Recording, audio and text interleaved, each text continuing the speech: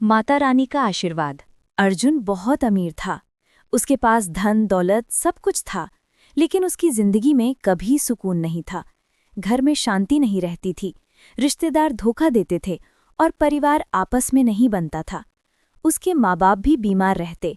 धन तो था, पर खुशहाल जिंदगी नहीं। एक दिन मंदिर गया और पूजा की, और वहीं सीढ़ियों पर बैठा था। उसे उदास देखकर एक बूढ़ी औरत आई और पूछी, क्या हुआ बेटा? और वो अपनी समस्या बताता है। तब बूढ़ी औरत दिलासा दिलाती है और बोलती है, जिंदगी में कभी हार नहीं माननी चाहिए, हमेशा डटकर सामना करना चाहिए। माँ दुर्गा ने 9 दिनों तक हार नहीं मानी और लगातार उस राक्षस को हराने की कोशिश की। तुम्हें भी अपनी जिंदगी में हार नहीं माननी चाहिए। चलो, मैं तुम्हें माँ दुर्गा के 9 दिनों की कहानी सुनाती हूँ। बहुत समय पहले असुर राज महिषासुर ने कठोर तपस्या करके ब्रह्मा जी से वरदान पाया कि ना तो कोई देवता और ना ही कोई पुरुष उसे मार सकेगा। ब्रह्मा विष्णु महेश्वर ने मिलकर परम शक्ति की आराधना की। तभी उनके तेज से एक दिव्य रूप प्रकट हुआ, माँ दुर्गा, 10 भुजाओं वाली, शेर पर सवार, हाथों में सभी देवताओं के अस्त्र शस्त्र। पहला दिन शैलपुत्री यानी पर्वतों की बेटी, हिमालय की बेटी जो बैल पर सवार हैं और हाथ में त्रिशूल और कमल है। इसका मतलब है स्थिरता, धैर्य और शक्ति। महिषासुर ने पर्वत जैसे राक्षस भेजे। शैलपुत्री ने उन्हें अपने त्रिशूल से नष्ट किया। उन्होंने दिखाया कि प्रकृति का आधार, धैर्य और शक्ति किसी भी अहंकारी बल को तोड़ सकता है।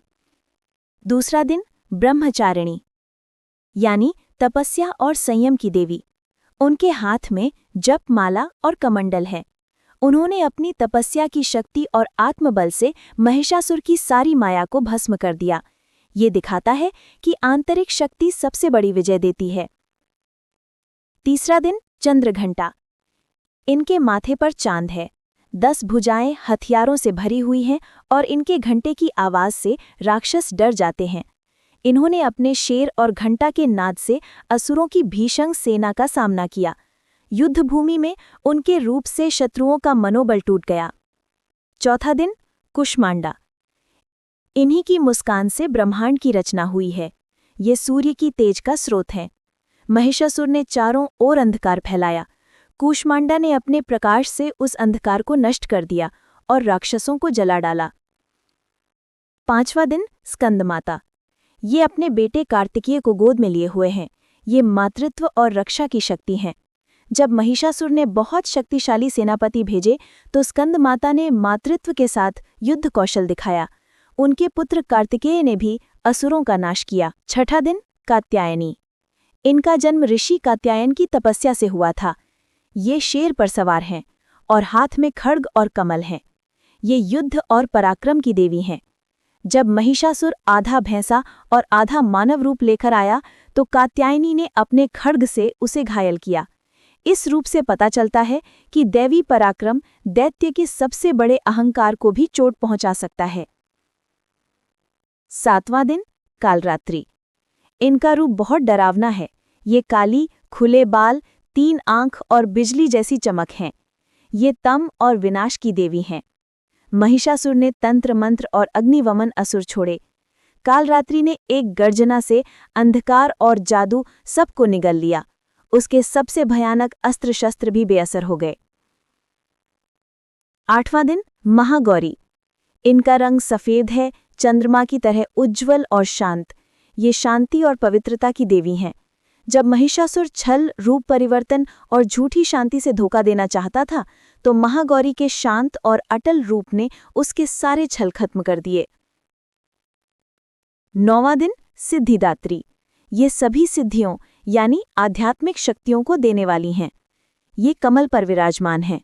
अंत में जब महिषासुर विशाल भैंसे का रूप धारण कर बार बार रूप बदलने लगा तो सिद्धिदात्री ने सभी देवताओं की शक्तियों को अपने में समेट लिया। उन्होंने शेर पर सवार होकर महिषासुर को जमीन पर गिराया और त्रिशूल से उसका वध किया।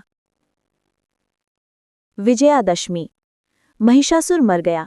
तीनों लोकों में उत्सव छा गया। देवताओं ने मां को प्रणाम किया और उन्हें महिषामर्दिनी कहा। इसी विजय की स्मृति में हम हर साल नवरात्रि के 9 दिन माँ के 9 रूपों की पूजा करते हैं और 10वें दिन विजयादशमी मनाते हैं। ऐसे ही माँ दुर्गा ने उस राक्षस का अंत किया था। वैसे ही तुम भी हर बात में हार मत मानो। इन 9 दिनों में माँ दुर्गा की पूजा करो और उपवास रखो। भक्ति से सब ठीक हो जाएगा। अर्जुन ने पूरे 9 दिन उपवास और माँ दुर्गा की भक्ति की। हर सुबह मंदिर जाता, माँ की आरती करता और दिन भर खुद को संयमित रखता। धीरे धीरे उसके मन से नकारात्मकता हटने लगी। उसका चेहरा चमकने लगा। जहाँ पहले वो सिर्फ दुख और अकेलापन महसूस करता था, अब उसके दिल में साहस और उम्मीद भरने लगी। 10वें दिन विजयादशमी पर माँ दुर्गा का आशीर्वाद लिया। जैसे ही उसने दीपक जलाकर प्रणाम किया, उसे ऐसा लगा जैसे माँ खुद उसके सामने खड़ी होकर मुस्कुरा रही हों। माँ, मैंने सीखा कि हार मानना ही सबसे बड़ी हार है। अब चाहे कितनी भी कठिनाई आए, मैं डट कर सामना करूंगा। उस दिन के बाद से उसकी जिंदगी सचमुच बदल गई। पैसा तो उसके पास पहले भी था, लेकिन अब उसके पास सच्चा धन था, शांति, प्रेम और सुख।